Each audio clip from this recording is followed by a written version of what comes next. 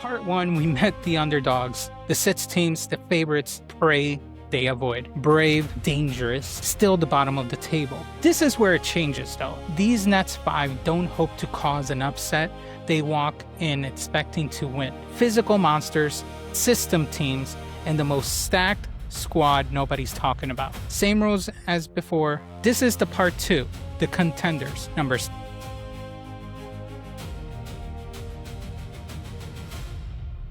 Number 10, Australia. They do not care about your system, your ranking, or your reputation. Pure physical force with a mean streak, built to make every nation dread the fixtures. Here's their 11. We start off with Bronson Reed, the goalkeeper, a literal mountain in goal.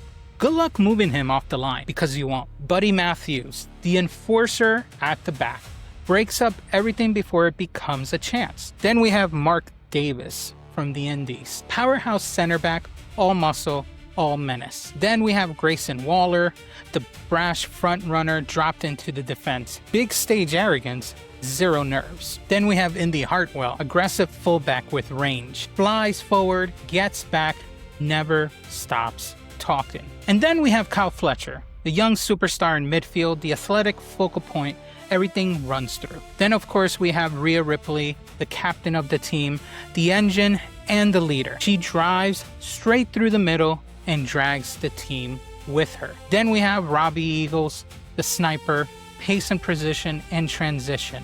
Turns defense into attack in one touch. We have Harley Cameron, the live wire winger, unpredictable, chaotic, impossible to mark. Peyton Royce, half the Iconics reunion up top, the finisher with a poacher's timing. And then we have Billie Kay, the other iconic besides her, a ready-made partnership no defense has trained for. Ripley leads it, Reed anchors it, Fletcher's the future of it, and the Iconics reunite up top. Australia doesn't outthink you, it runs straight through you. 10th and thrilled about the chaos. At 9th we have France, the team nobody picks, and that's the entire point. They won't outclass the Giants, they'll outflight them, out-organize them, and believe long after everyone else quits. We have Elliot Lefleur, captain and keeper. He's from the French Indies scene. The White Eagle, a genuine wall in goal, and the fearless leader everything's built around. Then we have Zenza Volto, a French Indie as well. The masked man dropped to the back line, pure defiance, throws his body at pretty much everything. Then we have Corot, another French Indie, the organizer besides him. Quiet, composed, never beaten twice. We have Tom LaRufa, French Indie, the experienced head, the one who's been there and calms the young legs. We then have Lucas Di Leo, French Indie, athletic fullback, France's Lair, leaking out of the defense. We have Peter Fisher, French Indie, the ball winner doing the ugly work so the creators can breathe. We have Ricky Salem, another French Indie, the creative hub, the man France built their attacks around. Thiago Montero, French Indie, the tempo setter linking defense to attack.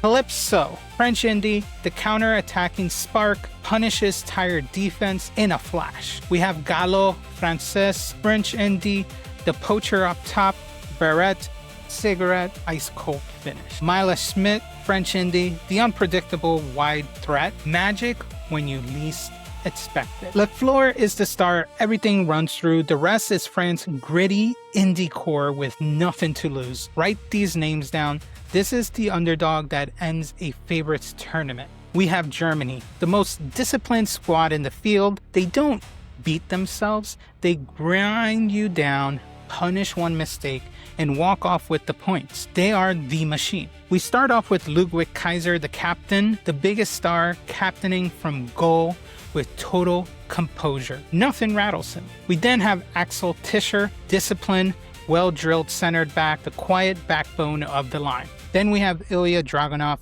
the fortress, the biggest name on the backline in its emotional core. He does not stop. We then have Avalanche, an immovable object on set pieces, a one-man wall. We have Fast Time Mudo, the mobile fullback, technical, drilled, always in position. We have Metahan, the disruptor, breaks the opposition rhythm before it even starts. We have Vincent Heisenberg, the metronome, the man who pulls every string in the middle. We have Hector Invictus, the aggressive bots-to-bots engine, relentless pressure for 90 minutes. We have Maggot, movement over muscle up top, a technical drilled front runner. We have Itek Bahar, the link man, precise, patient, deadly on the turn. And finally, we have Tarkin Aslan, the finisher, clinical when the machine finally opens you up. Kaiser and Dragunov are the WWE headliners. The rest is WXW, the most organized wrestling school on earth. Germany is boring the way a machine is boring, right up until it beats you. So that's why they're number 8. 7th, we have England. And they'll tell you they have the best pure system in the tournament with the roster to prove it. Technical, fast, ruthless.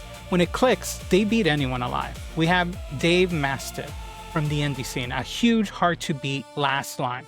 Fills the goal on his own. Then we have Pete Dunne, the bruiserweight, a nasty, uncompromising stopper, snaps everything that moves in his way. We have Trent Seven from the indie scene, the experienced organizer at the back, keeps the young system honest. Then we have Zack Sabre Jr. from New Japan Pro Wrestling, the technical genius reads and strangles attacks before they even form. Then we have Jamie Hayter from AEW, the powerhouse fullback, pure grit, wins every physical duel. Then we have Pac from AEW, the bastard. Blistering pace from the midfield, the outlet on every single break. We have Will Ospreay, the captain of the team from AEW, the best all-around player England has, runs the entire game from the center of the field. We have Michael Oku, Rep Pro Wrestling, the young engine covering every blade of grass around the stars. Then we have Kip Sabian, the athletic forward with attacking range,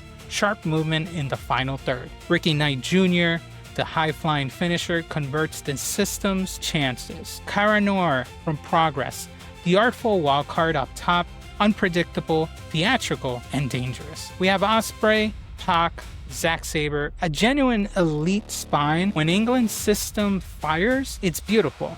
When it stalls though, that's exactly why they're 7 and not higher. And 6th, we have Canada, the most stacked squad you are not talking about at all. On pure talent, this team belongs in the top 3. The only thing holding it back is whether it can hold itself together. We start with Ethan Page as the goalkeeper. Versatile, athletic, last line behind the genuinely loaded 11.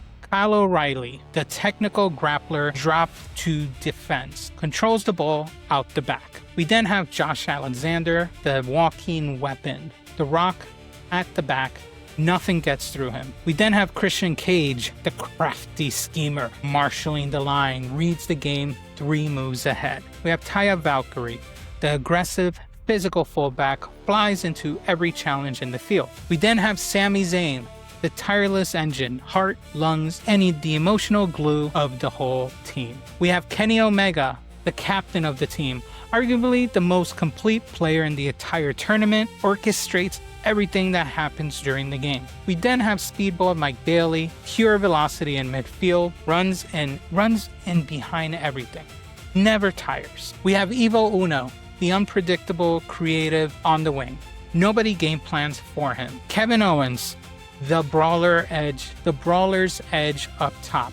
A bigger name than the slot needs, chip on his shoulder, pure finisher. And lastly, we have Cope, the veteran's poacher. Big game, ruthlessness when it matters most. Omega's captaining, Owens and Cope on top, Zayn and O'Reilly through the spine. The ceiling here is winning the whole thing. The floor is a locker room full of old history, cracking under pressure. That's the only reason a squad this talented sits at 6. And that's your contenders, every 5 nations who fear no one left on the board.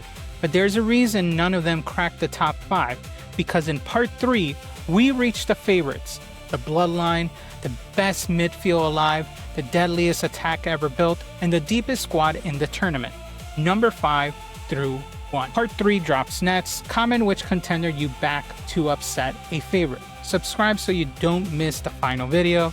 And as always, if the tea hit right, hit the like, subscribe, and I'll see you on the next video.